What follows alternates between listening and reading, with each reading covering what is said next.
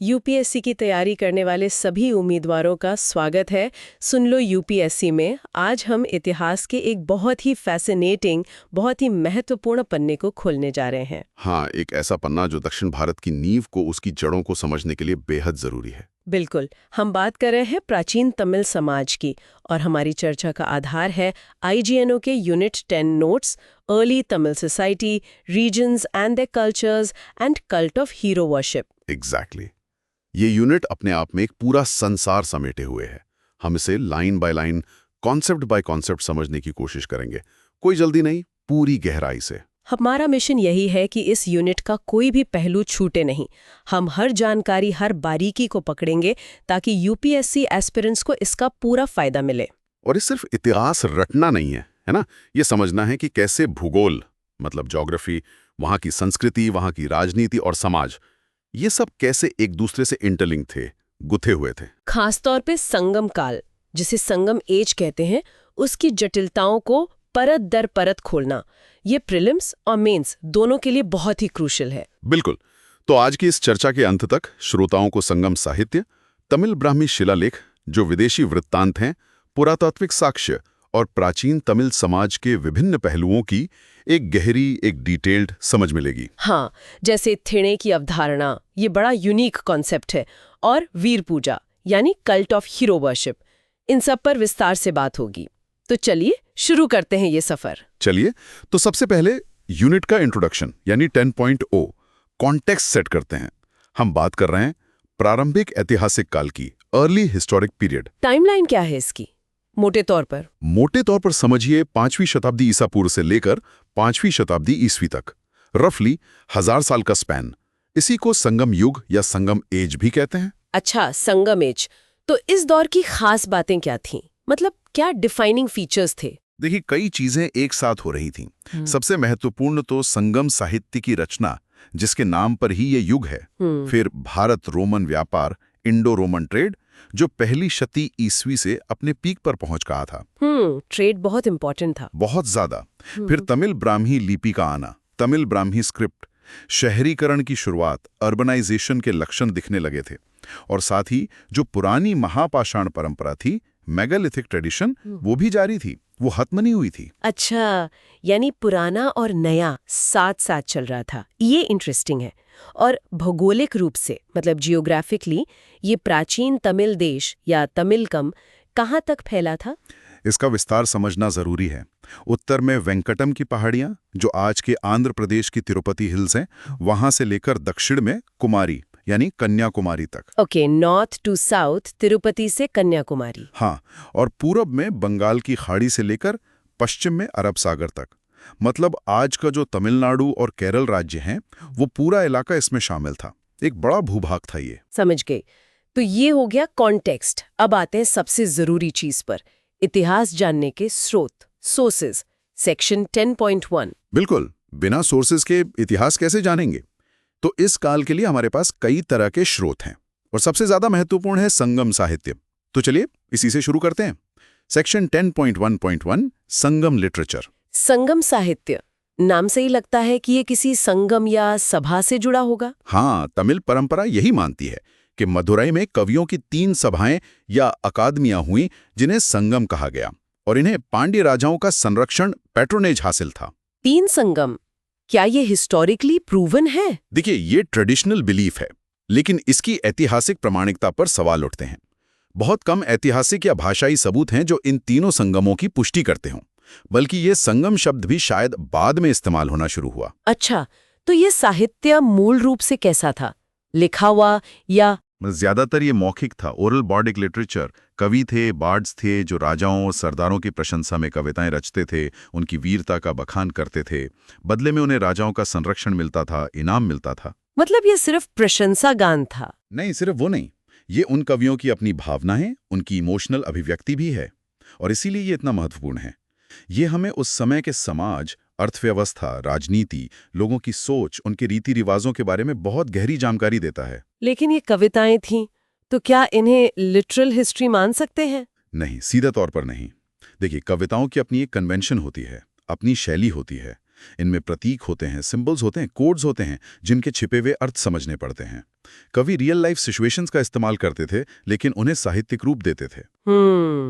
तो इंटरप्रिटेशन जरूरी है। बिल्कुल, और इन कविताओं को सहीजने का, इन्हें पाम लीव्स से प्रिंट में लाने का श्रेय यूवी स्वामीनाथ अय्यर जैसे महान विद्वानों को जाता है। उन्होंने घूम घूम कर इन्हें इकट्ठा किया। क्या बात है। तो ये संगम साहित्य, इसे क्लासिफाई कैसे करते हैं? हाँ, मुख्य रूप से इसे दो बड़े ग्रुप्स में बांटा गया है। पहला है पथनेन मेल कणक को। फिर से बोलता हूं, पथनेन मेल कणक को। इसका मतलब है 18 प्रमुख कृतियां। ये ज्यादातर वर्णनात्मक हैं, डिस्क्रिप्टिव। और दूसरा है पथनेन कील कणक को। पथनेन कील कणक को, ये हैं 18 लघु कृतियां।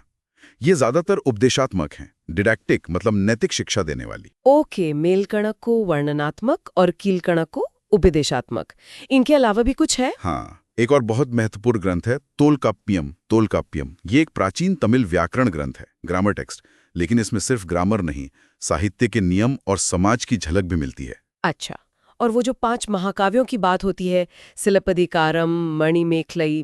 हाँ, 5 महाकाव्य हैं, सिलप्पदिकारम, मणिमेखलय, जीवक चिंतामणि, वल्लयापति और कुंडलकेसी। लेकिन ये ध्यान रखना जरूरी है कि ये संगम युग के ठीक बाद के दौर के माने जाते हैं, पोस्ट संगम पीरियड के। इनमें से सिलप्पदिकारम और मणिमेखलय खास तौर पर प्रसिद्ध हैं। और इनके अलावा 5 लघु महाकाव्य भी हैं जी, जो ज्यादातर जैन लेखकों ने लिखे। ठीक है, तो अब जरा इन पर थोड़ा डिटेल में चलते हैं। जी, सबसे पहले तोलकाप्पियम। जरूर। तोलकाप्पियम, जैसा मैंने कहा, सबसे पुराना उपलब्ध तमिल व्याकरण ग्रंथ। इसके लेखक माने जाते हैं तोलकाप्पियार। तोलकाप्पियार, जिन्हें मिथिकल ऋषि अगस्त्य का शिष्य भी कहा जाता है। अच्छा, मिथिकल कनेक्शन भी है। हाँ, परंपरा में है। इस ग्रंथ में तमिल साहित्य के नियम दिए गए हैं। इसके 3 भाग हैं। पहला एळुत्तिकारम, जो वर्तनी मतलब ऑर्थोग्राफी से डील करता है।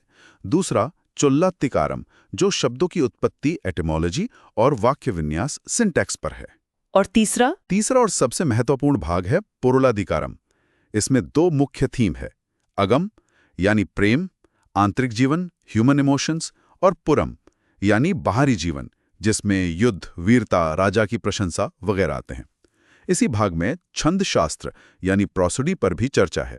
अगम और पुरम, ये कॉन्सेप्ट बार बार आएंगे, है ना? बिल्कुल, ये संगम साहित्य की आत्मा है। अच्छा, तोलकाप्पियम के कालक्रम पर थोड़ी बहस है। कुछ विद्वान इसे ईसवी सन की शुरुआती सदियों का मानते हैं, तो कुछ 5वीं सदी ईसवी के आसपास का। ओके, अब आते हैं पथनेन मेलकणक को पर, वो 18 प्रमुख कृतियां। हाँ, पथनेन मेलकणक को। इसके अंदर 2 सब ग्रुप्स हैं। पहला है एट्टुतोकई, मतलब 8 संकलन या एंथोलॉजीज, और दूसरा है पत्थु पाट्टू, यानी 10 गीत या 10 आइडल्स। ये संगम ग्रंथों में सबसे पुराने माने जाते हैं। ठीक है, तो पहले एट्टुतोकाई, 8 संकलन, इनके बारे में बताइए। हाँ, देखिए, इनमें अलग अलग कवियों की कविताओं को थीम के हिसाब से कंपाइल किया गया है। पहला है नर्री नए। इसमें ज्यादातर प्रेम कविताएं हैं, अगम कविताएं। 400 छंद हैं, करीब 175 कवियों द्वारा रचे गए। 175 कवि, काफी बड़ा कलेक्शन है। दूसरा है कुरुंतोकाई। ये लघु संकलन है, छोटी कविताएं हैं। इसमें करीब 402 प्रेम कविताएं हैं। तीसरा आइंकुरुनुरु, इसका मतलब है लघु 500। इसमें 5 तिणे यानी 5 भौगोलिक क्षेत्रों से जुड़ी प्रेम कविताएं हैं, हर तिणे पर 100 कविताएं। अच्छा, तिणे के हिसाब से। चौथा है पतिरुत्तुपत्तो। मैं फिर से नाम दोहराता हूं, पतिरुत्तुपत्तो। इसका मतलब है 10 दहाई या 10 टेंस। ये एक पुरम रचना है, यानी बाहरी जीवन से संबंधित। इसमें चेर राजाओं की वीरता और उनके शासन का वर्णन है। प्रारंभिक चेर इतिहास जानने के लिए ये बहुत ही मूल्यवान स्रोत है। चेर राजाओं के लिए खास। 5वां भी है। छठा है कली तोहाय। इसमें 150 छंद हैं, ज्यादातर प्रेम पर हैं, लेकिन कुछ नैतिक मूल्यों पर भी हैं। सातवां अखनानूरू, यानी अगम के 400।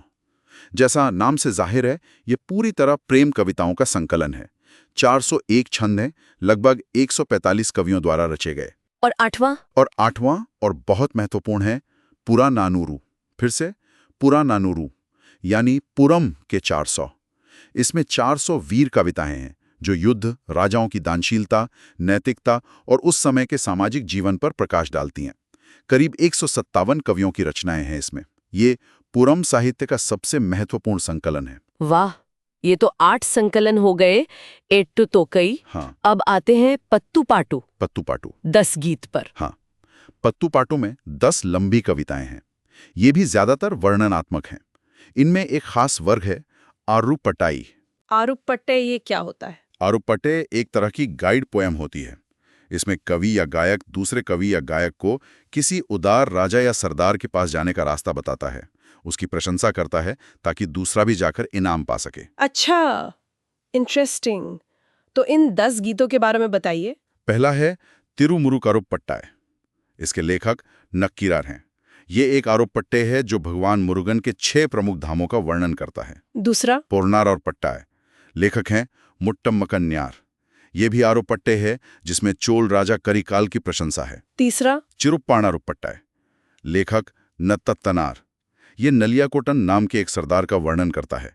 इसमें तीनों प्रमुख राज्यों चेर, चोल, पांडे की राजधानियों का भी चित्रण मिलता है। चौथा? और व्यापार का भी जिक्र है। पांचवा? मुल्लई पाट्टू।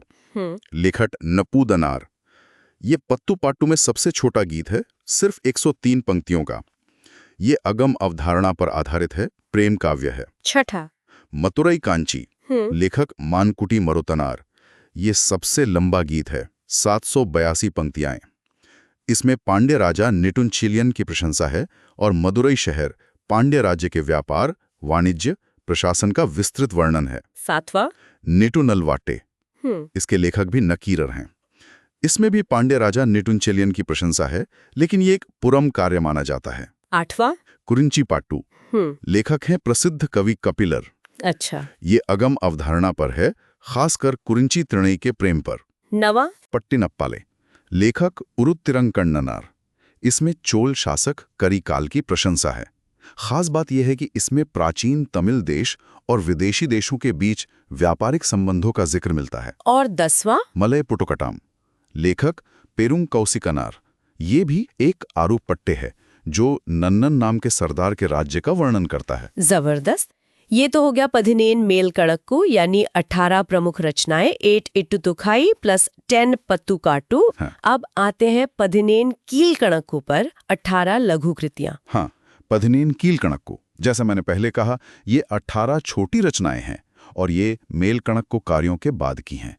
इनका टोन ज्यादातर उपदेशात्मक, डिडैक्टिक है।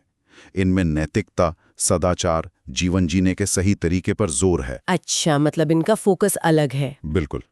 इनमें प्राकृत और संस्कृत सांस्कृतिक परंपराओं का प्रभाव ज्यादा दिखाई देता है। जैन और बौद्ध धर्म का असर भी नजर आता है। इनमें राजाओं और आम लोगों के लिए आचार संहिता, कोड्स ऑफ कंडक्ट दिए गए हैं। इनका समय क्या माना जाता है? ये आमतौर पर 4ठी-5वीं शताब्दी ईस्वी के आसपास रचे गए माने जाते हैं। ये वो दौर था जब तमिल देश पर कलभरों का शासन था, जिसके बारे में जानकारी थोड़ी कम है। इसे डार्क एज भी कहा जाता है कुछ इतिहासकारों द्वारा। और इन 18 लघु कृतियों में सबसे प्रसिद्ध कौन सी है? बिना किसी शक के सबसे प्रसिद्ध है तिरुक्कुरल। फिर से नाम याद रखें, तिरुक्कुरल। इसे मुप्पाल भी कहते हैं। इसके लेखक हैं महान संत कवि तिरुवल्लुवर। तिरुक्कुरल, हाँ, इसका नाम तो सुना है। ये किस बारे में है? ये बेसिकली दर्शन, फिलॉसफी और नीति वचनों, मैग्जिम्स का संग्रह है। इसमें जीवन के 3 पुरुषार्थों, अरम धर्मनीति, पोरुल अर्थ धन राजनीति और इनबम काम प्रेम पर छोटे छोटे दोहों कुरल में गहरी बातें कही गई हैं। इसे तमिल वेद भी कहा जाता है। तमिल वेद, तो ये बहुत ही महत्वपूर्ण ग्रंथ है। अत्यंत महत्वपूर्ण। इसके अलावा भी कई रचनाएं हैं कीलकड़क्कू में, जैसे नालाडियार, नानमणि कड़ीगई, पड़मोड़ी नानूरू वगैरह। ये सब नीति और सदाचार पर ही केंद्रित हैं। ठीक है, तो ये हो गया संगम साहित्य का एक डिटेल्ड ओवरव्यू। अब दूसरे स्रोतों पर आते हैं। 10.1.2 विदेशी वृत्तांत, फॉरेन अकाउंट्स। हाँ, ये भी बड़े काम के हैं क्योंकि ये हमें एक बाहरी पर्सपेक्टिव देते हैं, खासकर ट्रेड के बारे में। सबसे पहला और शायद सबसे महत्वपूर्ण है पेरिप्लस मेरिस एरिथ्रेई। पेरिप्लस, इसका लेखक कौन था? इसका लेखक अज्ञात है। माना जाता है कि ये 1ली सदी ईस्वी में मिस्र में रहने वाला कोई यूनानी व्यापारी या नाविक था, जिसने खुद लाल सागर और हिंद महासागर में यात्रा की थी। ये दस्तावेज भारत रोमन व्यापार के लिए एक प्राइमरी सोर्स है। इसमें भारत के पश्चिमी और पूर्वी तटों के प्रमुख बंदरगाहों, शहरों और वहां से एक्सपोर्ट इंपोर्ट होने वाली चीज़ों का बहुत डिटेल्ड वर्णन है। मुजरेस, कोरकाई, पुहार जैसे तमिल बंदरगाहों का जिक्र है। मतलब ट्रेड रूट्स और आइटम्स की पूरी लिस्ट है इसमें। काफी हद तक। दूसरा महत्वपूर्ण नाम है प्लिनी दी एल्डर। ये एक रोमन लेखक थे जिनका समय 23 से 79 ईस्वी है। इन्होंने क्या लिखा? इनकी किताब नेचुरल हिस्ट्री में भी भारत रोमन व्यापार का जिक्र है। प्लिनी इस बात से थोड़े चिंतित थे कि मसालों, खासकर काली मिर्च और लग्जरी आइटम्स की रोमन मांग इतनी ज्यादा है कि रोम का सोना चांदी भारत की तरफ बहा जा रहा है। वो ड्रेनिंग ऑफ वेल्थ की बात करते हैं? हाँ, कुछ वैसा ही समझिए। फिर तीसरा नाम है क्लॉडियस टॉलमी। ये दूसरी सदी ईस्वी, लगभग 127 से 150 के एक यूनानी विद्वान थे जो अलेक्जेंड्रिया, मिस्र में रहते थे। टॉलमी की ज्योग्राफी। एग्जैक्टली। उनकी ज्योग्राफिया भी भारत के भूगोल और व्यापार के बारे में जानकारी का एक महत्वपूर्ण स्रोत है। इसमें भी कई भारतीय स्थानों और बंदरगाहों का जिक्र है। और कोई विदेशी स्रोत? हाँ, श्रीलंका के जो बौद्ध इतिहास ग्रंथ हैं, जैसे महावंशा और दीपवंशा, उनसे भी कभी-कभी तमिल देश और उसके शासकों के बारे में कुछ जानकारी मिल जाती है, खासकर उनके आपसी संबंधों के बारे में। ठीक है, तो साहित्य हो गए, विदेशी वृत्तांत हो गए, अब आते हैं ठोस सबूतों पर।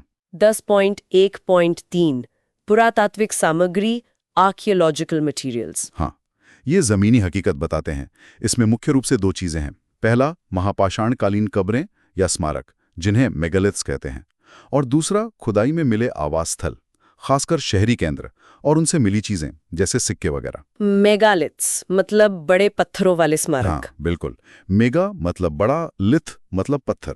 ये मूल रूप से कब्रें या स्मारक हैं जो शायद पूर्वजों की पूजा, एंसेस्ट्रल वर्शिप के हिस्से के रूप में बनाए जाते थे।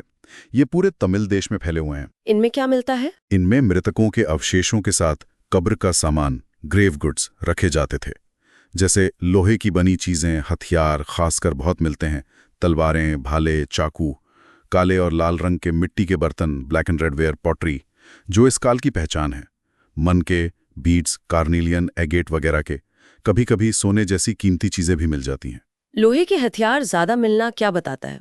ये उस समाज में युद्ध या संघर्ष की इंपॉर्टेंस की तरफ इशारा करता है, जिसकी बात हम बाद में वीर पूजा के कॉन्टेक्स्ट में करेंगे। इन मेगालिथ्स के अलग अलग प्रकार भी होते हैं? हाँ, कई तरह के होते हैं। जैसे कर्न सर्कल, जिसमें पत्थरों का एक घेरा होता है। अर्न बरियल्स, जिसमें शव को एक बड़े मिट्टी के मटके, अर्न में दफनाया जाता है। डॉलमेन्स, जो मेज जैसी संरचना होती है, बड़े पत्थरों की। टॉपिकल्स और कोडाइकल्स, जो छतरी जैसे दिखते हैं। कुछ प्रमुख मेगालिथिक साइट्स के नाम? और तमिलनाडु में सनूर, कुन्नथूर, अमृतमंगलम, कोडुमआल बहुत महत्वपूर्ण है। केरल में पोरकलम, अमंगडू, कोडुमनाल से तो रोमन सिक्के और कीमती पत्थर भी मिले। अच्छा, ये तो हुई कब्रें। आवास स्थलों, हैबिटेशन साइट्स के बारे में बताइए। हाँ, कब्रों के अलावा कई बस्तियां, गांव और शहर भी खोदे गए हैं। ये हमें उस समय के आम जीवन, आर्किटेक्चर, ट्रेड के बारे में ज्यादा बताते हैं। कुछ महत्वपूर्ण स्थल हैं वसुमासमुद्रम, कांचीपुरम, अरिकामेडु, कावेरीपट्टिनम, पुहार, उरैयूर, अलगनकुलम, कोरकई। अरिकामेडो का नाम तो बहुत सुना है। हाँ, अरिकामेडु पुडुचेरी के पास खास तौर पर भारत रोमन व्यापार का एक बड़ा केंद्र था। यहाँ से रोमन एम्फोरा, शराब या तेल लाने वाले बड़े मटके, रोमन लैंप, रोमन कांच के बर्तन और यहाँ तक कि रोमन सिक्के ढालने के सांचे भी मिले हैं। ईंटों की बनी संरचनाएं, गोदाम वगैरह मिले हैं। और इन साइट से क्या मिला है? इन सभी साइट से तमिल ब्राह्मी लिपि में लिखे हुए मिट्टी के बर्तन, पॉटरी शेड्स मिले हैं। ये इस बात का सबूत है कि उस समय लेखन कला मौजूद थी। और इन पुरातात्विक सबूतों से संगम साहित्य में वर्णित जगहों और व्यापार की पुष्टि होती है। ये साहित्य को डेट करने में भी इनडायरेक्टली मदद करते हैं। तो अब आते हैं इन्हीं शिलालेखों पर। 10.1.4 तमिल ब्राह्मी शिलालेख। हाँ, तमिल ब्राह्मी इंस्क्रिप्शंस। ये संगम युग की लिपि थी। ये शिलालेख ज्यादातर प्राकृतिक गुफाओं, रॉक शेल्टर्स में मिले हैं, जहां शायद जैन या बौद्ध भिक्षु रहते थे। उनके लिए पत्थर के बिस्तर, स्टोन बेड बनाए जाते थे और उन पर दान देने वालों के नाम या संदेश लिखे जाते थे। गुफाओं के अलावा और कहाँ मिले हैं? मिट्टी के बर्तनों में बहुत मिले हैं, जैसा मैंने अभी बताया। कोई नाम, कोई छोटा सा संदेश। इनका महत्व क्या है? ये संगम साहित्य में आए नामों और जगहों की पुष्टि करते हैं। ये हमें भाषा के विकास को समझने में मदद करते हैं और ये साहित्य को डेट करने के लिए एक कोरॉबोरेट एविडेंस है, मतलब सहायक सबूत हैं। ये ज्यादातर मदुरै और करूर के आसपास की गुफाओं में पाए गए हैं। कोई खास शिलालेख जिसका जिक्र करना चाहें? हाँ, पुगलूर का शिलालेख। पुगलूर इंस्क्रिप्शन ये करूर के पास है। ये बहुत महत्वपूर्ण है क्योंकि इसमें चेर राजाओं की 3 पीढ़ियों की वंशावली जीनियोलॉजी दी गई है, जो संगम साहित्य में वर्णित चेर राजाओं से मेल खाती है। मैं फिर दोहराता हूं, पुगलूर इंस्क्रिप्शन चेर इतिहास के लिए जरूरी है। ओके, अब अगला स्रोत 10.1.5 सिक्के, कॉइन्स, भारतीय और रोमन। सिक्के भी अपनी कहानी कहते हैं। तमिलनाडु में कई जगहों से प्रारंभिक ऐतिहासिक काल के सिक्के मिले हैं। इनमें संगम काल के चेर, चोल और पांडे राजाओं द्वारा जारी किए गए सिक्के शामिल हैं।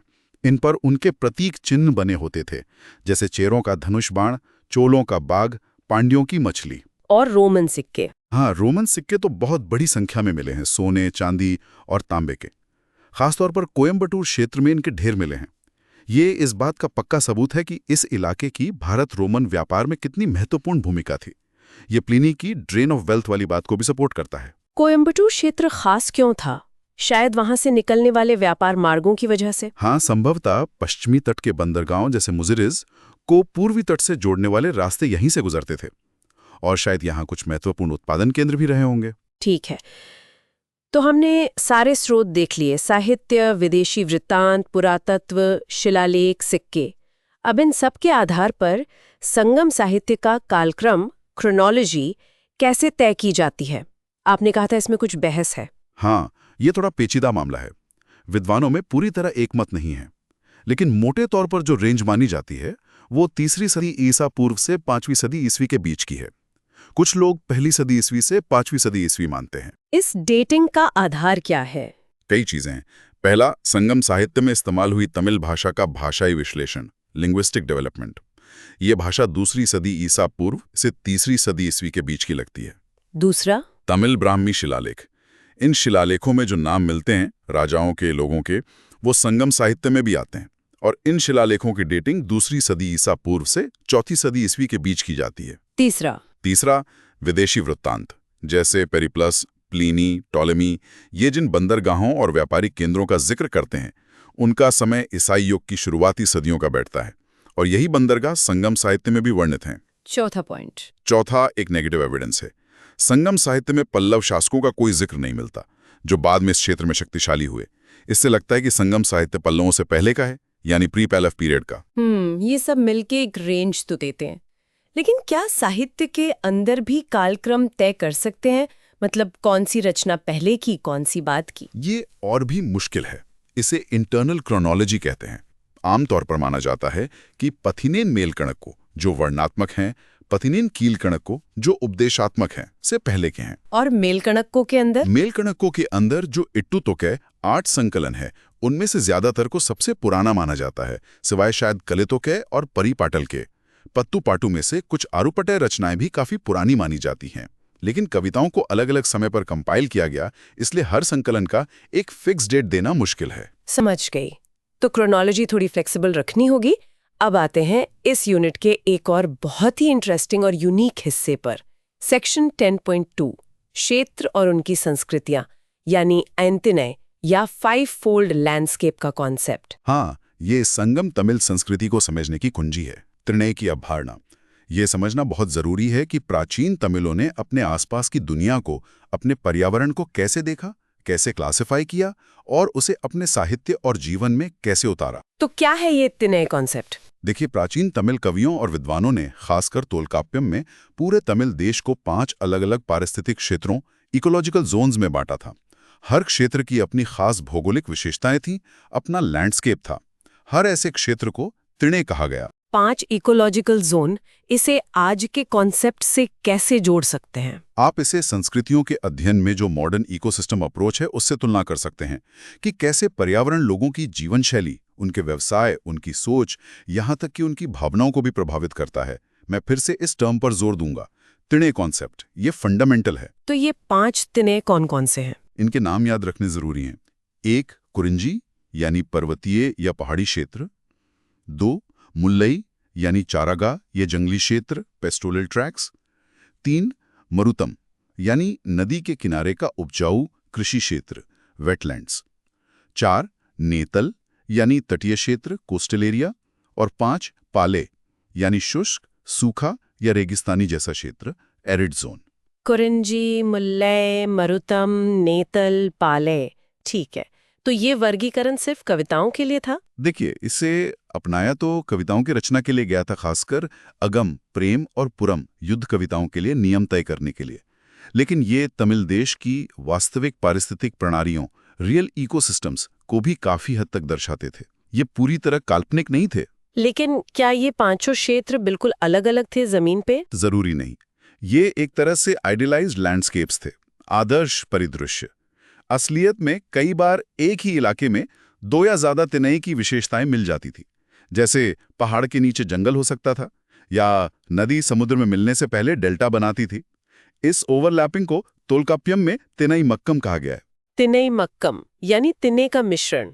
इंटरेस्टिंग। हाँ, और हर तिनई के लिए, जैसा मैंने कहा, कविताओं में प्रेम की स्थितियों अकम और युद्ध या भारी जीवन की स्थितियों पुरम के लिए खास कोड्स या कन्वेंशन तय थे। कोड्स मतलब ये कि हर तिनई की अपनी विशिष्ट चीजें थी। खास समय, दिन का पहर, खास मौसम, खास पेड़ पौधे वनस्पति, खास जानवर पक्षी जीव जंतु, खास व्यवसाय, खास देवता और खास तरह की मानवीय भावना या एक्शन। कवि जब उस तिने पर कविता लिखते थे तो इन्हीं चीजों का इस्तेमाल करते थे। कोई उदाहरण दे सकते हैं? जरूर। मान लीजिए कोई कवि मरुतम तिने नदी तटीय कृषि क्षेत्र पर अगम कविता लिख रहा है, तो वो उस कविता में मरुतम क्षेत्र के ही पेड़ जैसे आम, जानवर जैसे भैंस, पक्षी जैसे बगुला, लोगों जैसे किसान और खास भावना जैसे प्रेमियों के बीच झगड़ा का ही जिक्र करेगा। वो कुरिंजी क्षेत्र के जानवर या भावना का जिक्र नहीं करेगा। अच्छा, मतलब हर तिनय का अपना पूरा इकोसिस्टम और उससे जुड़ी भावनाएं थीं साहित्य में। बिल्कुल। और ये कविताएं, जैसा मैंने कहा, काफी हद तक जमीनी हकीकत को दर्शाती हैं। हाँ, कुछ सामान्यीकरण, जनरलाइजेशन या अतिशयोक्ति, एग्जैजरेशन हो सकता है, क्योंकि आखिर ये कविताएं हैं। लेकिन ये हमें उन क्षेत्रों के लोगों के प्रमुख व्यवहार पैटर्न्स, प्रीडोमिनेंट बिहेवियरल पैटर्न्स को समझने में मदद करती हैं। ठीक है, तो अब एक एक करके इन पांचों तिनय को विस्तार से देखते हैं। सबसे पहले 10.2.2 कुरिंजी। कुरिंजी यानी पहाड़ी इलाका। इसका नाम कुरिंजी फूल के नाम पर पड़ा है, जो इन पहाड़ियों में खिलता है। यहाँ के लोग कौन थे और क्या करते थे? यहाँ रहने वाले लोगों को कुरवन, कन्वर, वेतर कहा जाता था। इनका मुख्य काम था शिकार करना, हंटिंग, और जंगल से कंदमूल, फल, शहद इकट्ठा करना, गैदरिंग। थोड़ी बहुत स्लैश बर्न खेती यानी झूम खेती भी करते थे। इनका देवता कौन था? इनके प्रमुख देवता थे मुरुगन, जिन्हें कार्तिकेय भी कहते हैं। युद्ध के देवता माने जाते हैं। और साहित्य के लिहाज से अगम और पुरम कोड क्या थे? कुरिंजी तिनय के लिए अगम कोड था पुनर्तल, यानी नायक और नायिका का गुप्त मिलन, खासकर शादी से पहले का प्रेम। और पुरम कोड था वेच्ची, यानी दुश्मन की गायों या मवेशियों को चुराना, जो युद्ध की शुरुआत का संकेत माना जाता था। अच्छा, इस तिनय की और क्या विशेषताएं थीं, जैसे समय, मौसम, पेड़ पौधे? तोलकाप्पियम इनके बारे में बताता है। कुरिंजी का समय था मध्यरात्रि, मौसम प्रारंभिक शीत और ओस का मौसम, पेड़ पौधे कटहल, बांस, जीव जंतु हाथी, बंदर, बाघ, पक्षी मोर, तोता। इनकी बस्तियां छोटी होती थी, जिन्हें सिरुकुटी कहते थे। भोजन में चावल, काली मिर्च, तिने, एक तरह का मोटा अनाज, कंद, शहद शामिल थे। पूरी डिटेल है। अब दूसरा तिने 10.2.3 मुल्लई। मुल्लई यानी चारागाह या जंगल का क्षेत्र, पेस्टोरल जोन। इसका नाम मुल्लई फूल, सफेद चमेली जैसा। यहाँ कौन लोग रहते थे? यहाँ मुख्य रूप से चरवाहे रहते थे, पेस्टोरलिस्ट। इन्हें अयार या एटायर कहा जाता था। इनका मुख्य काम था पशुपालन, गाय, बैल, भेड़, बकरी पालना, एनिमल हस्बेंड्री। थोड़ी बहुत खेती भी करते थे। इनके देवता थे विष्णु, जिन्हें तमिल में मयोन भी कहा जाता है। और अगमपुरम कोड्स? मुल्ले का अगम कोड था इरुत्तल, यानी पत्नी का अपने पति के लौटने का धैर्यपूर्वक इंतजार करना, खासकर जब वो किसी यात्रा पर गया हो। और पुरम कोड था वंजी, यानी दुश्मन के इलाके पर आक्रमण करना। इस तिने की बाकी विशेषताएं? मुल्ले का समय था शाम, मौसम शीत और शुरुआती बारिश का, पेड़ पौधे अमलतास लोहकाष्ट वृक्ष, जीव जंतु गाय, बैल, भेड़, बकरी, हिरण, पक्षी गौरैया, जंगली मुर्गी, बस्तियां चारागाह गांव। ठीक है। तीसरा तिने 1024 मरुतम। मरुतम ये नदी के किनारे का उपजाऊ कृषि क्षेत्र था, वेटलैंड एग्रीकल्चरल जोन। इसका नाम मरुतम फूल, अर्जुन वृक्ष का फूल पर पड़ा। यहाँ जाहिर है किसान रहते होंगे। हाँ, यहाँ मुख्य रूप से किसान रहते थे, जिन्हें उल्वर या उरार कहते थे। इनका मुख्य काम खेती था, खासकर धान की खेती। बस्तियां थोड़ी बड़ी होती थीं, जिन्हें ऊर यानी गांव कहा जाता था। इनके देवता कौन थे? इनके देवता थे इंद्र, जिन्हें वेंशन भी कहा जाता था, वर्षा के देवता। अगम और पुरम कोड। मरुतम का आगम कोड था ऊटल यानी प्रेमियों के बीच झगड़ा या मनमुटाव, खासकर पति की बेवफाई के कारण। और पुरम कोड था ओलिनाई यानी दुश्मन के किले को घेरना, घेराबंदी करना, सीज। बाकी डिटेल्स। मरुतम का समय था रात का आखिरी पहर और भोर। मौसम सभी 6 ऋतुएं इसके लिए उपयुक्त थीं। पेड़ पौधे आम के पेड़ खास थे। जीव जंतु भैंस, मीठे पानी की मछलियां, पक्षी बगुला। ओके। चौथा तिनय 10.25 नेतल। नेतल ये तटीय क्षेत्र था, कोस्टल जोन। नाम पड़ा नेतल फूल पर, जो बैकवाटर्स में उगता है। यहाँ के लोग और उनका काम। यहाँ मछुआरे रहते थे, जिन्हें वलैयार, परतावर या मीनावर कहा जाता था।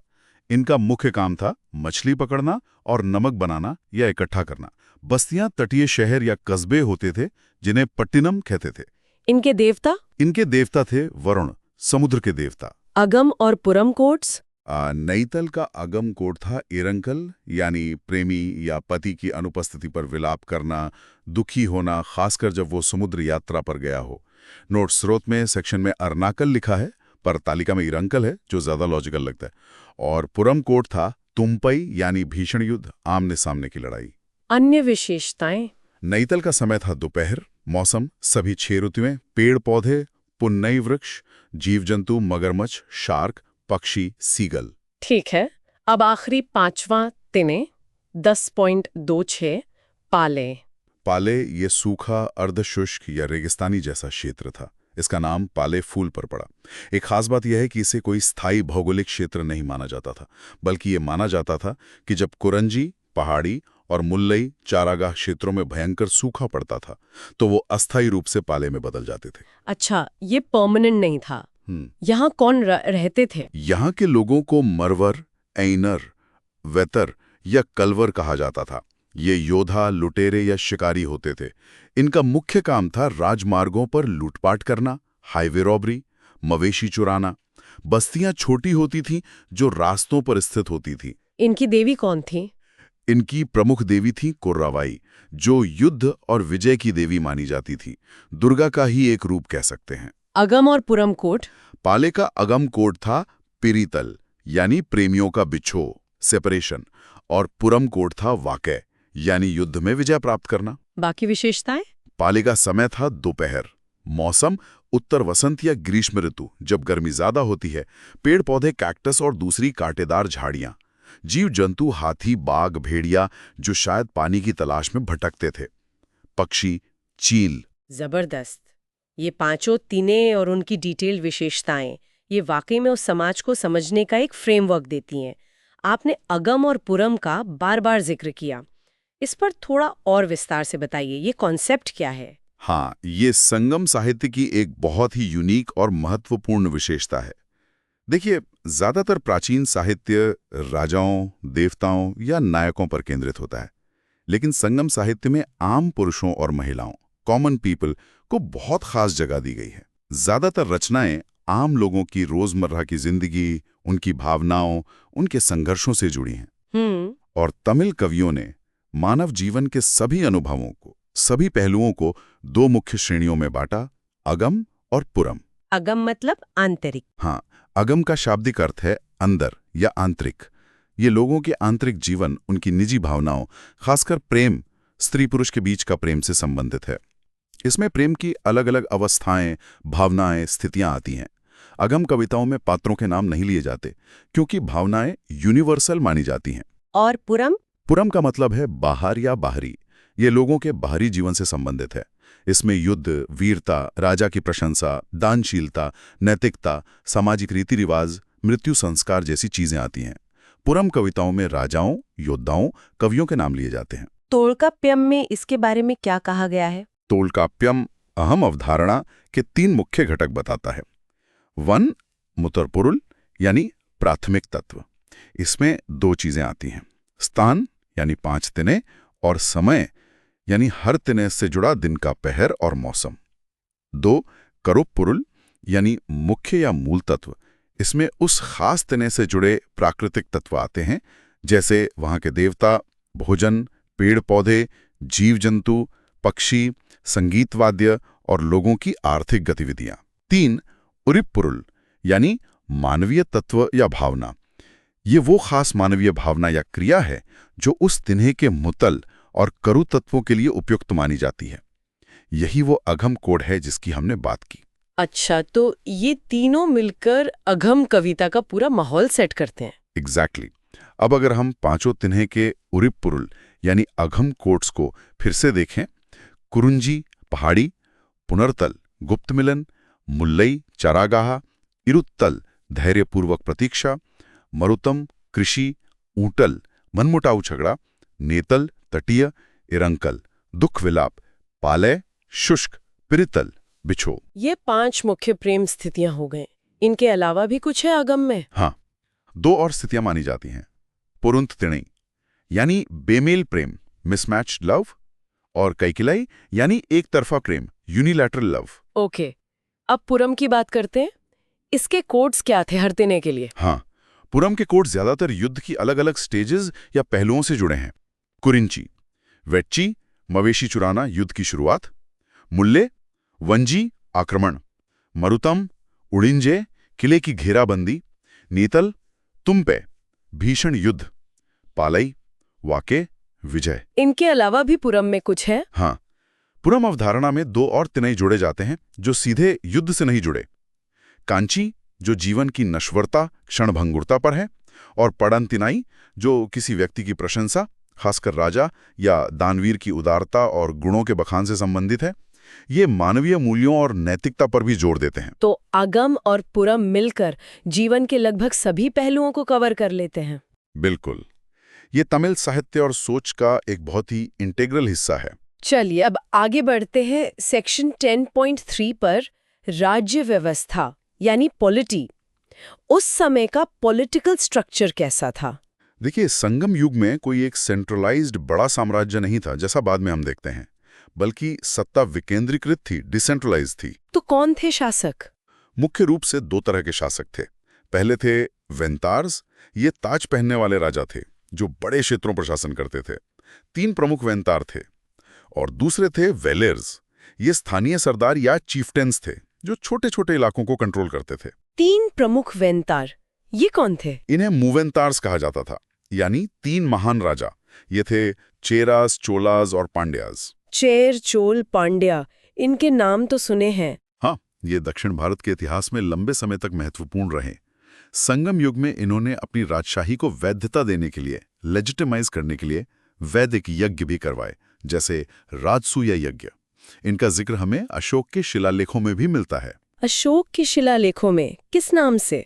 हाँ, अशोक के 2 और 13वें शिलालेख में दक्षिण के राज्यों का जिक्र है। चोड़स यानी चोल, पाड़स यानी पांड्य और केरलापुतोस यानी चेर।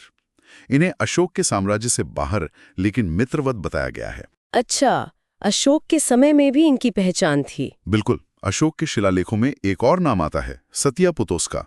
इनकी पहचान निश्चित नहीं है, पर शायद ये तकडूर क्षेत्र, आज का धर्मपुरी एरिया, के अधियमान सरदार थे। तो ये वेंतर और वेलीर सरदार के बीच संबंध कैसे थे? ठीक है, तो अब जरा इन भूमियंतर के बारे में थोड़ा डिटेल में जानते हैं। सबसे पहले चेर।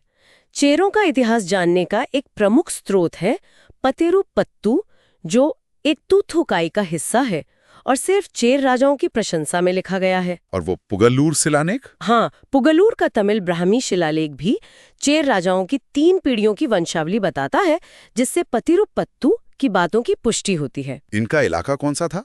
इन्होंने आज के केरल के अधिकांश भाग और पश्चिमी तमिलनाडु पर शासन किया। इनकी राजधानी वंशी या करूर बताई जाती है। वंशी की पहचान को लेकर थोड़ी डिबेट है। कुछ इसे केरल में पेरियार नदी के पास कोडुंगल्लूर मानते हैं, तो कुछ तमिलनाडु में कावेरी की सहायक अमरावती नदी के किनारे बसे करूर को। इनका प्रमुख बंदरगाह इनका सबसे प्रसिद्ध बंदरगाह था मुजरिस, जो पेरियार नदी के मुहाने के पास स्थित था। रोमन व्यापार के लिए ये बहुत महत्वपूर्ण था, पेरिप्लस में इसका जिक्र है। शहरों का कोई प्रमुख शासक? हाँ, चोल वंश का सबसे प्रसिद्ध शासक सेंगुट्टुवन माना जाता है। इसे लालचेर या भलाचेर भी कहते हैं। कहा जाता है कि इसने उत्तर भारत तक अभियान किया और कन्नगी पूजा, पत्नी पूजा की शुरुआत की, जिसका जिक्र सिलप्पदी कारम में है। सेंगुट्टुवन को श्रीलंका के राजा गजबाहु का समकालीन माना जाता है, जो दूसरी सदी ईस्वी के थे। ये डेटिंग में मदद करता है। मैं फिर से नाम दोहराता हूँ, सेंगुट्टुवन। सेंगुट्टुवन, इनका प्रतीक चिन्ह क्या था? चेरों का राज्य चिन्ह था धनुष बाण। Bow and arrow. ओके, अब दूसरे मूवेंतर चोल्स। संगम काल में चोलों का शासन मुख्य रूप से कावेरी नदी के उपजाऊ डेल्टा क्षेत्र पर था। इसे चोलमंडलम कहते थे। इनकी राजधानी? इनकी मुख्य राजधानी थी उरैयूर, जो आज के तिरुचिरापल्ली के पास है। ये सूती कपड़े के व्यापार के लिए मशहूर थी। इसके अलावा पुहार या कावेरीपट्टिनम भी इनकी एक महत्वपूर्ण राजधानी और बंदरगाह शहर था, जो कावेरी नदी के मुहाने पर स्थित था। पट्टिनप्पालय में इसका सुंदर वर्णन है। चोलों का सबसे प्रसिद्ध राजा?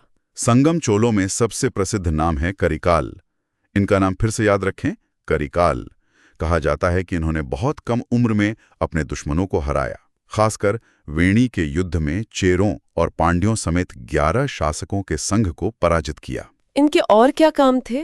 करिकाल को कावेरी नदी पर कल्लन्नई नाम का बांध या तटबंध बनवाने का श्रेय दिया जाता है, ताकि सिंचाई व्यवस्था सुधर सके। इन्होंने पुहार शहर का भी विकास किया। पुरुनारार, पट्टू और पट्टिनप्पालय इनकी प्रशंसा में लिखे गए हैं। इनके अलावा निडुंगिक्किली जैसे और भी चोल शासकों का जिक्र मिलता है। चोलों का प्रतीक चिन्ह? चोलों का प्रतीक चिन्ह था बाघ। ठीक है। अब तीसरे मूवेंतर पांड्यों को संगम युग के 3 राजवंशों में सबसे प्राचीन माना जाता है। इनका उल्लेख रामायण, महाभारत, कौटिल्य के अर्थशास्त्र और मेगास्थनीज के इंडिका में भी मिलता है। मेगास्थनीज ने भी जिक्र किया है। मेगास्थनीज ने पांड्य राज्य का और वहां की रानी का जिक्र किया है। पांड्यों ने दक्षिणी तमिल देश पर शासन किया, जिसका केंद्र मदुरै था। इनकी राजधानी मदुरै थी और संगमों का आयोजन भी यहीं हुआ था। हाँ, इनकी राजधानी मदुरै थी, जो तमिल संस्कृति और साहित्य का एक बड़ा केंद्र था। और जैसा हमने पहले बात की, किंवदंतियों के अनुसार तमिल संगमों को पांड्या राजाओं ने ही संरक्षण दिया था। इनका बंदरगाह कौन सा था? इनका प्रमुख बंदरगाह था कोरकई, जो ताम्रपर्णी नदी के मुहाने पर स्थित था और मोती के लिए बहुत प्रसिद्ध था। पांड्यों का सबसे प्रसिद्ध शासक? पांड्य वंश का सबसे प्रसिद्ध शासक नेटुनचेलियन माना जाता है। फिर से नाम सुने, नेटुनचेलियन। कहा जाता है कि इसने तलैयालंगनम के युद्ध में चेर और चोल समेत कई दुश्मनों को हराया था। मथुरै, कांची और नेटुनाल वाटाई में इसकी प्रशंसा है। इसे कुछ आर्य शासकों को हराने का श्रेय भी दिया जाता है। पांड्यों का प्रतीक चिन्ह? पांड्यों का प्रतीक चिन्ह था मछली। हाँ। 2 मछलियां। तो ये हो गए मूवेंतर, चेर, चोल, पांड्य। अब उन सरदारों, वेलीरों के बारे में बताइए। हाँ, वेलर्स या चीफ्टन्स ये मूवेंतरों के अलावा कई छोटे छोटे क्षेत्रों पर शासन कर रहे थे। संगम साहित्य में कई ऐसे शक्तिशाली और उदार सरदारों का जिक्र है, जैसे ओरी, कारी, पारी, अतिमारन, नालियाकोटन, आय वगैरह। अतिमान का नाम सुना है, जिन्होंने कवियत्री औवैयार को अमर फल दिया था? हाँ, वही अतिमान। पारी अपने उदारता के लिए मशहूर थे, जिन्होंने अपनी रथ एक लता को सहारा देने के लिए दे दी थी। ये सरदार कवियों और कलाकारों के बड़े संरक्षक होते थे। उनके बीच भी लड़ाइयाँ होती थी? बहुत होती थी। क्षेत्रों पर नियंत्रण और लूट इकट्ठा करने के लिए इन सरदारों के बीच अक्सर लड़ाइयाँ होती थीं। जो लूट मिलती थी उसे सरदार अपने अनुयायियों, योद्धाओं, कवियों, ब्राह्मणों वगैरह के बीच पुनर्वितरित करता था, रीडिस्ट्रीब्यूट करता था। इससे उसकी शक्ति और प्रतिष्ठा बढ़ती थी। क्या ये सरदारों, वेंतरों भी लड़ते थे? हाँ, बिल्कुल। कुछ सरदार इतने शक्तिशाली थे कि वो वेंतरों को भी चुनौती देते थे। जैसे परंबू पहाड़ियों के सरदार पारी ने मूवेंद्रों का मिलकर मुकाबला किया था। पुरन्नारू जैसी रचनाएं इन संघर्षों और सरदारों की वीरता की कहानियों से भरी पड़ी हैं। कुछ सरदार दूसरे छोटे सरदारों से श्रद्धांजलि या ट्रिब्यूट भी वसूलते थे। तो कुल मिलाकर संगम युग की राजनीति काफी उथल-पुथल वाली थी, जिसमें वेंतर और विलिर सत्ता और संसाधनों के लिए लगातार संघर्ष कर रहे थे। एकदम सही। ये एक हीरोइक एज थी, जिसमें युद्ध और वीरता का बहुत महत्व था। और इसी से जुड़ा है हमारा अगला सेक्शन। हाँ, सेक्शन 10.4 अर्थव्यवस्था और वीर पूजा, economy and cult of hero worship. ये दोनों कैसे जुड़े थे? पहले अर्थव्यवस्था की बात करते हैं। संगम युग की अर्थव्यवस्था, इकोनॉमी कोई एक जैसी नहीं थी। ये एक मिक्स्ड टाइप की अर्थव्यवस्था थी, जिसमें अलग अलग इकोजोन यानी तिने में उत्पादन के तरीके अलग अलग थे। अच्छा, तिने के हिसाब से। हाँ, जैसे कुरिंची पहाड़ी, यहाँ मुख्य रूप से शिकार और संग्रहण होता था, साथ में थोड़ी स्लैश बर्न या शिफ्टिंग खेती। मुल्ले चारागाह, यहाँ पशुपालन प्रमुख था। नेतल तटीय, यहाँ मछली पकड़ना और नमक इकट्ठा करना मुख्य काम थे। मरुतम नदी तटीय, यहाँ खेती खासकर धान की खेती मुख्य थी। पाले शुष्क, यहाँ के लोग लूटपाट और शिकार पर निर्भर थे। लेकिन ये बिल्कुल स्ट्रिक्ट डिवीजन था क्या? नहीं, ये मुख्य तरीके थे, पर एकमात्र नहीं। जैसे मुल्ले में पशुपालन के साथ थोड़ी खेती भी होती थी, मरुतम में खेती के साथ पशुपालन भी होता था, ओवरलैप था। इनमें से सबसे महत्वपूर्ण क्या था? पशुपालन? हाँ, ऐसा लगता है कि पशुपालन, खासकर मवेशी, गाय, बैल और भेड़ पालना ज्यादातर क्षेत्रों में संसाधन उपयोग का एक प्रमुख तरीका था। खासकर मुल्लई क्षेत्र में पशुपालकों को इटेयर कहा जाता था। मवेशियों का इतना महत्व क्यों था? मवेशियों को धन या संपत्ति माना जाता था। तमिल में माडू शब्द का अर्थ मवेशी भी होता है और धन भी। ये अपने आप में बहुत कुछ कहता है ना? बिल्कुल, गोधन जैसा कॉन्सेप्ट। हाँ, कुछ वैसा ही। और इसीलिए सरदारों द्वारा अक्सर मवेशी चुराने के लिए छापे मारे जाते थे। वेच्ची, जिसकी हमने बात की, ये लूट का एक बड़ा सोर्स था। आर्कियोलॉजी भी इसे सपोर्ट करती है। तमिलनाडु के ज्यादातर हिस्सों से केरल को छोड़कर मवेशियों और भेड़ों की हड्डियां मिली हैं। ऐसा लगता है कि जो शुष्क कृषि पशुचारण क्षेत्रों के लोग थे, वो राजनीतिक रूप से ज्यादा हावी थे। खेती का क्या स्थान था? आपने कहा मरुतम में मुख्य थी। खेती ने उत्पादन में महत्वपूर्ण योगदान दिया, लेकिन ये शायद कुछ ही इकोजोन तक सीमित थी, जैसे मरुतम। और शायद ये पशुपालन जितनी लोकप्रिय या प्रभावी नहीं थी पूरे तमिलकम में। इसका एक संकेत ये भी है कि महापाषाण कब्रों से खेती के औजार जैसे हल्का फाल बहुत कम मात्रा में मिले हैं, जबकि हथियार खूब मिले हैं। खेती के तरीके और फसलें कैसी थीं? ये भी क्षेत्र के अनुसार अलग अलग थीं। कुरिंजी में काली मिर्च, तिनय, सामे, छोटे बाजरा उगाते थे। मुल्लई में चिन्नल यानी लाल राइस का जिक्र है। जमीन को दो तरह का बताया गया है, वनापुलम यानी सूखी खुरदरी जमीन और मेनापुलम यानी नरम गीली उपजाऊ जमीन। तो वनापुलम में सूखी खेती और मेनापुलम में गीली खेती होती होगी? हाँ, संभवतः यही था। वनापुलम में मोटे अनाज, दालें वगैरह उगती होंगी और मेनापुलम, खासकर मरुतम क्षेत्र में धान की खेती होती थी। कविताओं से पता चलता है कि मेनापुलम के लोग ज्यादा समृद्ध थे, जबकि वनापुलम के लोगों को अक्सर सूखे का सामना करना पड़ता था। क्या राजाओं ने खेती को बढ़ावा दिया? हाँ, इसका जिक्र मिलता है। जैसे हमने बात की, राजा करिकाल चोल ने जंगल की जमीन को साफ करवाकर खेती के लायक बनवाया और सिंचाई के लिए कावेरी पर बांध बनवाया। खेती में जानवरों, बैल और हल का इस्तेमाल होता था। धान कूटने, थ्रैशिंग पैडी के लिए मवेशियों और हाथियों के इस्तेमाल का भी जिक्र है। तालाब से सिंचाई भी होती थी? हाँ, तालाब सिंचाई, टैंक इरिगेशन भी ज्ञात थी। पुरनानुरू में कोल्लीमलई पहाड़ियों के वेदरों द्वारा स्लैश बर्न खेती का भी जिक्र है। क्या जमीन दान में दी जाती थी? Land donations? इसके भी प्रमाण मिलते हैं। एक बहुत महत्वपूर्ण सबूत है बाद के पांड्या काल की वेल्विकुडी ताम्र प्लेटें, वेल्विकुडी कॉपर प्लेट्स, जो 6ठी सदी ईस्वी की हैं। इनमें उल्लेख है कि बाद के पांड्या राजा ने एक गांव का अनुदान फिर से बहाल किया, जो मूल रूप से संगम काल के एक पांड्य शासक ने एक ब्राह्मण को दिया था, लेकिन बीच में कलभरों ने छीन लिया था। अच्छा, तो ब्राह्मणों को दान मिलता था, और किसको? और कवियों और योद्धाओं को भी जमीन दान में दी जाती थी।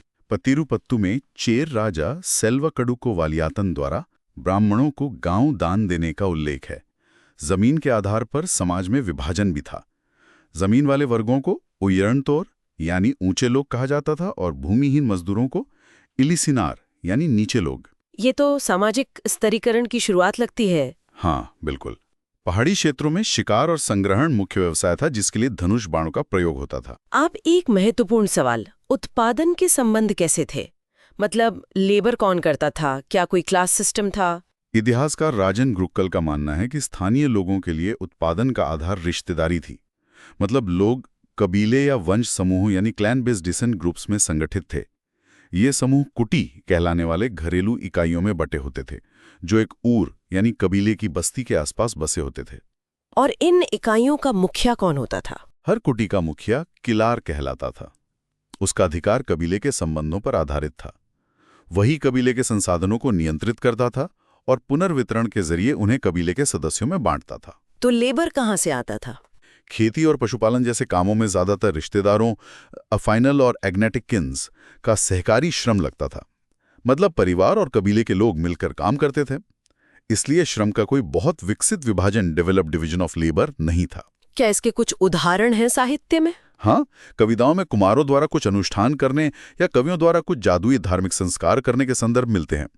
इससे लगता है कि काम का बंटवारा अभी शुरुआती अवस्था में ही था। लेकिन क्या ये सबके लिए सच था? ब्राह्मणों के लिए भी?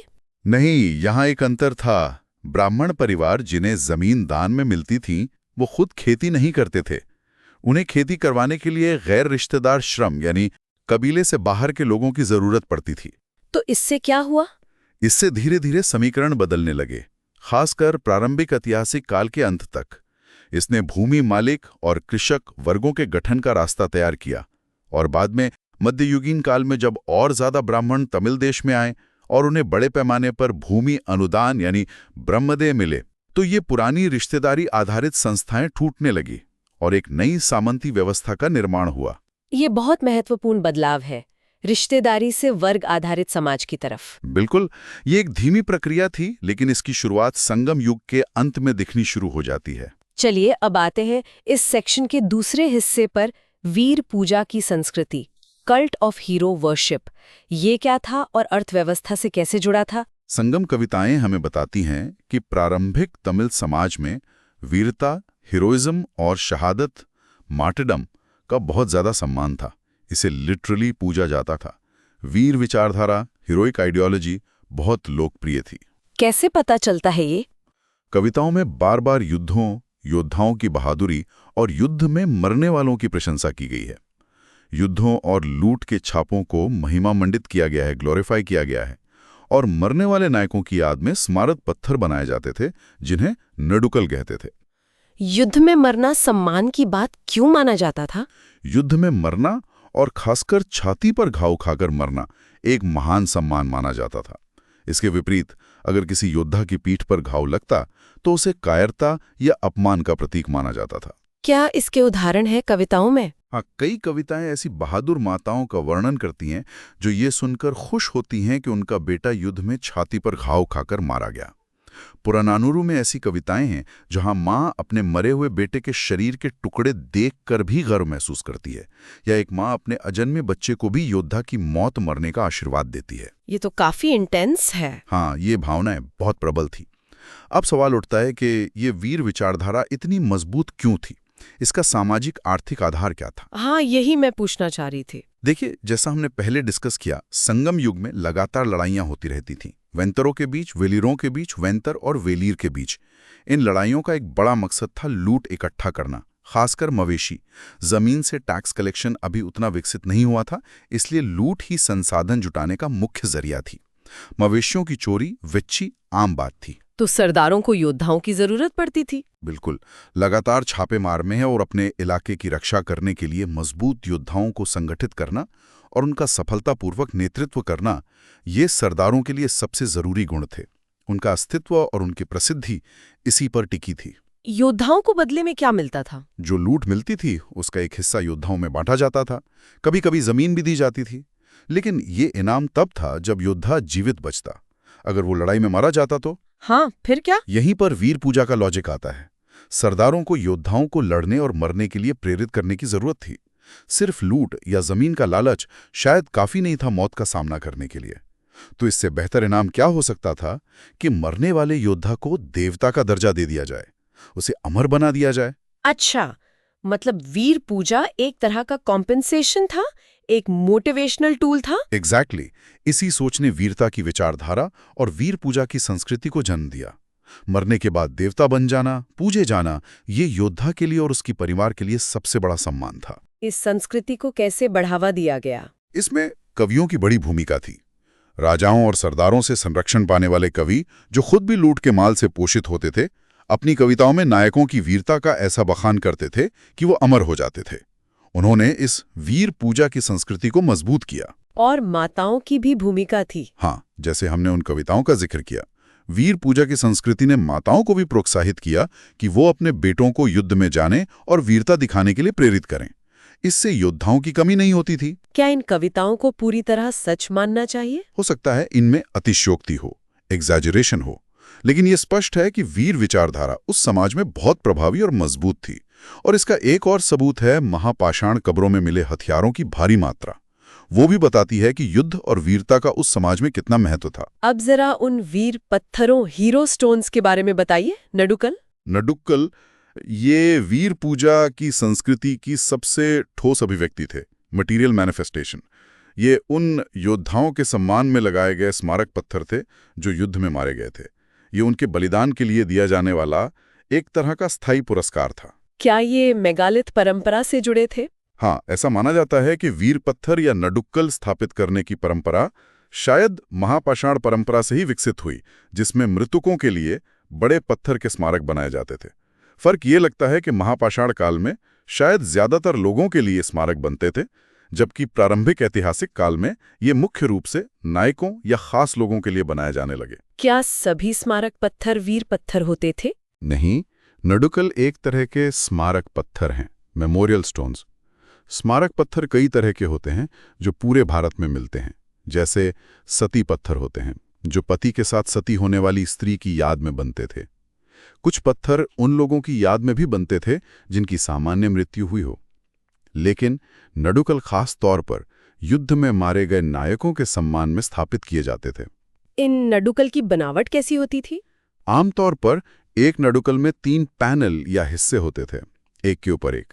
सबसे नीचे वाले पैनल में वो घटना दिखाई जाती थी जिसमें उस व्यक्ति की मृत्यु हुई, जैसे युद्ध का दृश्य या मवेशी बचाते हुए लड़ाई। बीच वाले पैनल में अक्सर दिखाया जाता था कि स्वर्ग की अप्सराएं उस मृत नायक को स्वर्ग ले जा रही हैं। और सबसे ऊपर वाले पैनल में उस मृत नायक को किसी देवता, अक्सर शिवलिंग की पूजा करते हुए या स्वर्ग में आनंद करते हुए दर्शाया जाता था।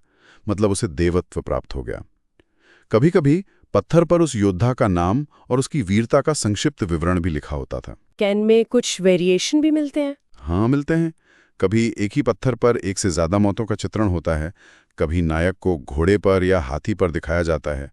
कभी चतुर्भुज रूप में भी नक्काशी मिलती है जो उसे देवता जैसा दिखाती है। संगम साहित्य में नडुक्कल का जिक्र है। बहुत जिक्र है।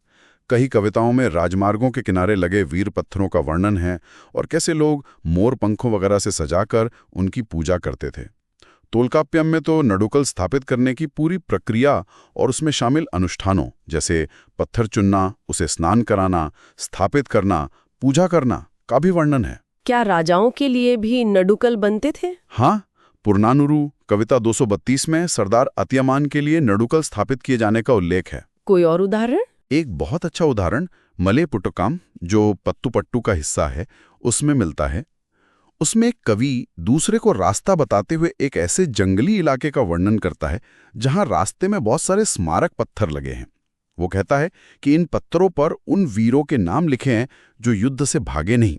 वो सलाह देता है कि इन पत्थरों को देखकर युद्ध से भागने वालों का तिरस्कार करना चाहिए और फिर अपनी याळ, संगीत वाद्य बजाकर और देवताओं की प्रशंसा में गीत गाकर आगे बढ़ना चाहिए। वाह, ये तो वीर पूजा की संस्कृति को एकदम जीवंत कर देता है। बिल्कुल, ये नडुक्कल संगम युग की वीर भावना के मूक साक्षी हैं। तो ये थी अर्थव्यवस्था और वीर पूजा की बात। अब हम इस यूनिट के अंत की ओर बढ़ रहे हैं। सेक्शन 10.5 है सारांश या समरी। तो हमने क्या क्या देखा आज? हमने देखा कि कैसे प्रारंभिक तमिल समाज को समझने के लिए हमें विभिन्न स्रोतों, संगम साहित्य, विदेशी वृत्तांत, पुरातत्व, शिलालेख, सिक्के को एक साथ देखना पड़ता है। हमने ये भी देखा कि कैसे प्रकृति और संस्कृति ने मिलकर उस समाज को आकार दिया। खासकर तिणय की जो अद्भुत अवधारणा है, 5 अलग-अलग इकोलॉजिकल जोन्स, वो सिर्फ भूगोल नहीं था, बल्कि वो लोगों की जीवन शैली, उनकी अर्थव्यवस्था, उनके देवताओं और यहाँ तक कि उनकी भावनाओं, अगम और पुरम को भी परिभाषित करता था। बिल्कुल। और फिर हमने देखा कि उस समाज की राजनीति विकेंद्रीकृत थी, जिसमें मूवेंतर, चेर, चोल, पांड्या और कई वेलिर सरदार सत्ता के लिए संघर्षरत थे। अर्थव्यवस्था मिश्रित थी, जिसमें पशुपालन का खास महत्व था और लूट भी एक अहम हिस्सा थी। उत्पादन ज्यादातर रिश्तेदारी पर आधारित था। और अंत में हमने वीर पूजा की संस्कृति, कल्ट ऑफ हीरो वर्शिप को समझा। ये उस समाज की लगातार चलने वाली लड़ाइयों और लूट आधारित अर्थव्यवस्था का प्रतिबिंब थी। कैसे वीरता और शहादत को महिमा मंडित किया गया और नडुकल वीर पत्थर इस संस्कृति का प्रतीक बने। संक्षेप में कहें तो संगम युग का तमिल समाज एक जटिल, वाइब्रेंट और काफी हद तक संघर्षपूर्ण समाज था, जहां पर्यावरण, अर्थव्यवस्था, राजनीति और सामाजिक मान्यताएं एक दूसरे से गहराई से जुड़ी हुई थीं।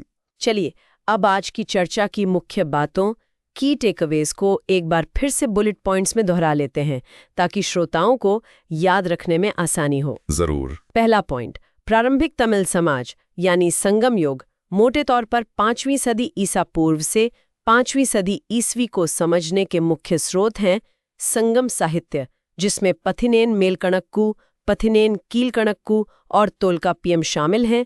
विदेशी यात्रियों के विवरण जैसे पेरिप्लस, प्लिनी, टोलेमी, पुरातात्विक साक्ष्य जैसे महापाषाण स्मारक यानी मेगालिथ्स और अरिकामेडु जैसे खुदाई स्थल, तमिल ब्राह्मी शिलालेख, खासकर पुगलूर शिलालेख और सिक्के, संगम शासकों के और रोमन सिक्के। दूसरा पॉइंट, तेनई की अवधारणा बहुत महत्वपूर्ण है। ये तमिल देश का 5 पारिस्थितिक क्षेत्रों में विभाजन था: कुरुंजी पहाड़ी, मुल्लई चारागाह, मरुतम कृषि, नेतल तटीय और पाले शुष्क। हर तिनई की अपनी खास विशेषताएं थीं। देवता, व्यवसाय, जीव जंतु, वनस्पति और साहित्य में अगम, प्रेम और पुरम, युद्ध, बाहरी जीवन के लिए निर्धारित कोड्स या विषय। तीसरा पॉइंट, राज्य व्यवस्था विकेंद्रीकृत थी। कोई एक बड़ा साम्राज्य नहीं था। 3 प्रमुख राजा थे जिन्हें मूवेंतर कहा जाता था: चेर, चोल और पांड्या। इनके अलावा कई स्थानीय सरदार थे जिन्हें वेलिर कहा जाता था। इनके बीच सत्ता और संसाधनों के लिए लगातार संघर्ष चलता रहता था। चौथा पॉइंट, अर्थव्यवस्था मिश्रित थी और तिनई क्षेत्रों पर आधारित थी। इसमें शिकार संग्रहण, पशुपालन जो बहुत महत्वपूर्ण था, खासकर मवेशी जिन्हें माडू यानी धन माना जाता था, सीमित खेती, मछली पकड़ना, नमक बनाना और लूटपाट शामिल थे। उत्पादन के संबंध ज्यादातर रिश्तेदारी यानी किनशिप पर आधारित थे। पांचवा पॉइंट, समाज में वीर पूजा की संस्कृति यानी कल्ट ऑफ हीरो वर्शिप का बहुत बोलबाला था। वीरता और युद्ध में शहादत को अत्यधिक सम्मान दिया जाता था। ये समाज में लगातार चलने वाले संघर्षों और लूट आधारित अर्थव्यवस्था से गहराई से जुड़ा था। नायकों की याद में स्मारक पत्थर यानी नडुकल स्थापित करने की परंपरा थी। बिल्कुल सही। ये मुख्य बिंदु संगम युग के तमिल समाज की एक व्यापक तस्वीर पेश करते हैं। तो ये थी हमारी आज की गहन चर्चा यानी डिटेल्ड एक्सप्लोरेशन प्रारंभिक तमिल समाज पर, आईजीओनो के यूनिट 10 पर आधारित। उम्मीद है ये आपके लिए उपयोगी रही होगी, खासकर यूपीएससी की तैयारी के लिहाज से। ये सिर्फ तथ्य नहीं है, ये उस नींव को समझना है जिस पर दक्षिण भारत का बाद का पूरा इतिहास खड़ा हुआ। बिल्कुल, यूपीएससी की तैयारी में इस तरह की गहरी समझ, एक होलिस्टिक अंडरस्टैंडिंग न केवल आपको अच्छे अंक दिलाएगी बल्कि इतिहास को देखने का, समाज को समझने का एक नया नजरिया भी देगी। कैसे समाज, अर्थव्यवस्था, भूगोल और संस्कृति एक दूसरे को प्रभावित करते हैं, ये सीख जीवन के हर क्षेत्र में काम आती है। हमारी सलाह है कि इस चर्चा को अगर जरूरत लगे तो दोबारा सुने, नोट्स बनाएं। खासकर जो नाम और टर्म्स हमने दोहराए हैं, संगम साहित्य की रचनाएं, तिनई के नाम और उनकी विशेषताएं, राजाओं और सरदारों के नाम, अगमपुरम जैसे कॉन्सेप्ट्स, इन्हें याद करने की कोशिश करें। ये आपकी तैयारी को निश्चित रूप से धार देगा। हाँ, और सिर्फ याद ना करें बल्कि इनके बीच के कनेक्शंस को समझने की कोशिश करें कि कैसे वेच्ची मवेशी चोरी पाले या कुरिंची से जुड़ी है, कैसे ऊटल मनमुटाव मरुतम की समृद्ध और शायद थोड़ी आराम पसंद जिंदगी से जुड़ा है। ये इंटरलिंकेज एसेंस है। बहुत अच्छी बात कही आपने। एक फाइनल विचार श्रोताओं के लिए छोड़ते हैं। सोचिए कि ये जो वीर पूजा की संस्कृति थी, क्या इसका कोई प्रतिबिंब हमें बाद के दक्षिण भारतीय इतिहास या आज के समाज में भी कहीं नजर आता है, या ये पूरी तरह खत्म हो गई? इस पर विचार कीजिएगा। बहुत अच्छा सवाल है। और अगर आपको हमारा ये प्रयास, ये डिटेल्ड एनालिसिस पसंद आया तो please soon low UPSC YouTube channel को लाइक करें। अपने दोस्तों के साथ जो यूपीएससी की तैयारी कर रहे हैं उनके साथ शेयर करें। आपके कोई सवाल हो, कोई फीडबैक हो, कोई विचार हो तो नीचे कमेंट्स में जरूर लिखें, हमें पढ़कर अच्छा लगेगा। हाँ, आपके कमेंट्स हमें और बेहतर करने की प्रेरणा देते हैं। और हाँ, सबसे ज़रूरी बात, चैनल को सब्सक्राइब करना ना भूलें और वो बेल आइकॉन भी दबा दें ताकि हमारे अगले डिटेल्ड एपिसोड्स की जानकारी आप तक पहुंचती रहे। हम ऐसे ही गहन विश्लेषण, डिटेल्ड चर्चाएं आपके लिए लाते रहेंगे। अगली बार फिर मिलेंगे एक नए विषय और एक नई यूनिट के साथ। तब तक के लिए पढ़ते रहिए, समझते रहिए। धन्यवाद। धन्यवाद।